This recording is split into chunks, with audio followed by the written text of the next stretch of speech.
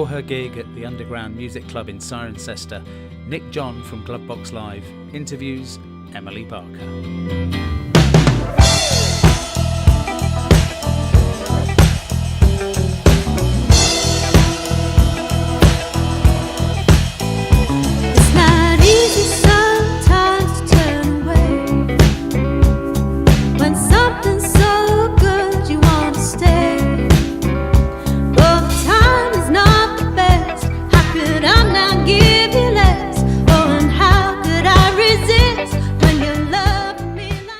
Welcome to Cirencester, and we're saying a big hi this evening to the 2018 UK Americana Awards, to the UK Artist of the Year, Emily Barker. Hello. Emily, welcome. Hi. Thank you very much. That's a bit of a mouthful straight away of the UK. This new You did well. UK. So I guess you were pleased to win that award. Very, very much so. Yeah, absolutely. Yeah, let's get straight to the album, Sweet Kind of Blue. Yeah. Tell us about the album.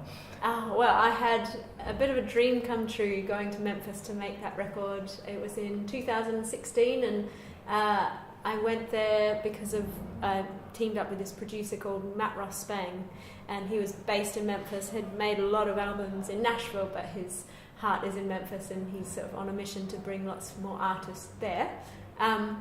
So we went to this incredible studio called Sam Phillips Recording Service. Legendary Sam Phillips. Yeah, which is the studio that he built after he'd had all the success with Sun.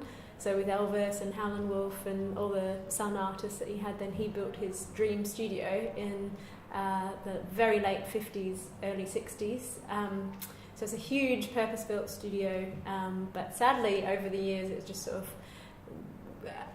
wasn't used as much as they thought it might be, and he turned away from making albums, and his sons took over, Knox and Jerry Phillips, and they started making records there, and there was lots of fantastic albums made, but it sort of dropped off the radar a bit, as did Memphis, making records in Memphis, where they, you know, in the 50s, right 60s now, and 70s was like such a mecca for big hits, and anyway, so it was incredible, having been to Nashville lots of times, to then make the trip to Memphis and to go there and work with local musicians. And these local musicians have worked with Al Green and Isaac Hayes and Neil Young and, you know, some of the great songwriters. Was this something that you, I don't like the term career path, but was this something that you wanted to do with your music, or was it meeting him that led to that? Did he say you must come over, or did you always have this thought of I always want to go over to Memphis and record, or Nashville? It was or whatever? a little bit of both. I'd already done an album with two American girls in Nashville called Applewood Road, but I actually started singing blues when I was a teenager, and that's what got me into doing music in the first place, was doing blues and soul music. So a lot of the artists that I was listening to then were from Memphis. That's interesting, because I was going to ask you about this, because I followed your career from a little bit afar, and I had you firmly in the folk camp. Although there's country influences now, I would say definitely. that. And I think some of my older songs, actually, now looking at them, having been to Memphis, I recognise that there are bluesy melodies in there sometimes, and I've always played the harmonica and play cross harp, which is a blues harp style. So it was there, but it hadn't really been drawn out of me. And then the songs that I had sent through, Matt could hear that in the song, so he thought, come to Memphis. And so I did some pre-production there, just spent a couple of days with him and the keyboardist in the studio, and I was so inspired by everything that he had to say about references to certain artists, and that I then went back to the UK and started writing with a little bit more of a soulful sound in mind. Well, that definitely comes across on the album. Definitely. So the title track, Sweet Kind of Blue, came out of that pre-production session that's written with the keyboardist. So you must have kind of thought, this is working. Yeah. Okay, let's go for this 100%. Exactly. Let's just. Yeah, and it was quite a jump in a way from what I'd done before, but for me it felt very natural, because for other people maybe to hear, but for me it felt very natural because of my roots being in sort of blues and soul when I started singing. Stay right here.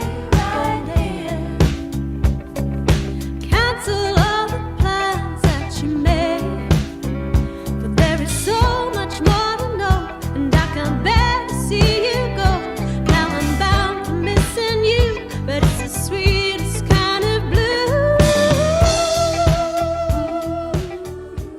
watched some of the videos, Yeah. and I thought the title track, the video, and that's Danny Nichols in there, isn't it? Yeah. I recognise because I've interviewed Danny, so Oh, yeah, yes, yeah. I said that's Danny. But it was great. It was like a sort of country folk ronettes with Yeah. the moves and everything. It was great. Oh, thanks. Really yeah, we nice. had so much fun making it. Yeah, no, that was really good. So, what are your plans? Presumably, you've got your songwriting all the time. So, Yeah. are you going to follow on with the same kind of approach for the next album, or what's? I'm not sure. I'm just writing a lot right now, actually. The past few weeks, I've written an album's worth, in fact. And it's, we'll just see. We'll have to see Yeah. who I make the album with and where I go to make it. And it won't be the same exactly, but it might have. I don't know. Might have some influences of that experience, I think. Yeah. You seem to be. I mean, is it fair to say restless musically, Yes. or do you? I mean, do you think like that, or do you? Because you've done You mentioned Applewood Road. Yeah. Now I understand that was recorded around a campfire. Is that? Oh correct? no! So we met in Nashville at a cafe, the three of us, and we went and wrote one song, and then we loved it. We went into a recording studio, stood around one microphone, and did this one take of this song, and then various people fell in love with it, and then we went back. We wrote separately and together, and then we went back to the same studio in Nashville, stood around one microphone, and made the whole album in 4 days. Just like the old days. Exactly. Yeah. So I definitely am restless musically. And Red Clay. Oh, Red Clay Halo. Yeah. Yeah. So that was. We were together for about 9 years actually, and they were. They're amazing musicians, cellist, violinist, and accordion player, and play a bunch of other. So is there a sense of you moving on each time for yourself, or do you envisage going back to some of these other associations that you've had and saying, let's do another album here or so on? Or... Yeah, well, there's all sorts of connections. So I've just made an album with Mary Waterson, actually, who's one of the Waterson kids, although she's in her 50s. And so we. Well, that's right back in the folk. You're right back in the folk thing there. Sure. Except for we got electronica sort of indie folk artist called Ardem. Don't know if you know Ardem. No, he was on Domino for years, and he's an amazing singer-songwriter. And he works with Kieran Hebden from Fortet as well, in a band called Fridge. Because there are folk acts moving into that electronica end, isn't there? Yeah, Now, and our album is definitely not electronica but he produced one of Lau's albums. Yeah. So it's a bit weird. In a good way. Well, Loud go off. Loud totally go, yeah. And so this is quite an out there album. So one of my other collaborators is a guy in Sweden called Ruben Engzel, and he produced my very first solo album, Photos, Fires, Fables, and then we formed a band called Vina Porte, and we released one record as Vina Porte, and now he's going to be mixing this Mary Waterson album and also having a little bit of a creative input as well. So that's a nice link for me, and we're going to record a couple more Applewood Road songs this year, and I'll hopefully record my next album as well.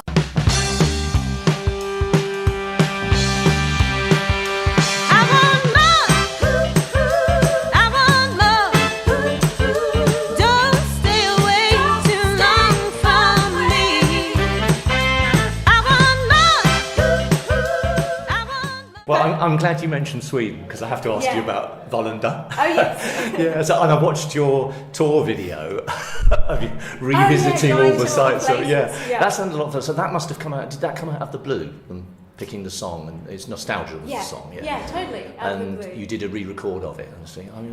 Presumably it gave you quite a lot of exposure. It did, absolutely. Like being an independent artist and not, at that point my career was very much in the beginning, and I was booking all my own shows and doing everything myself.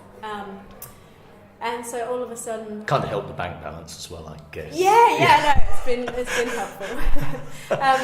So all of a sudden, lots of people started coming to the gigs, and because they'd seen Wallander, and we'd been touring for maybe a year, and it was very difficult to get people to book us and difficult to get people to come along, and then all of a sudden the gigs were all sold out, and I was like, what's going on?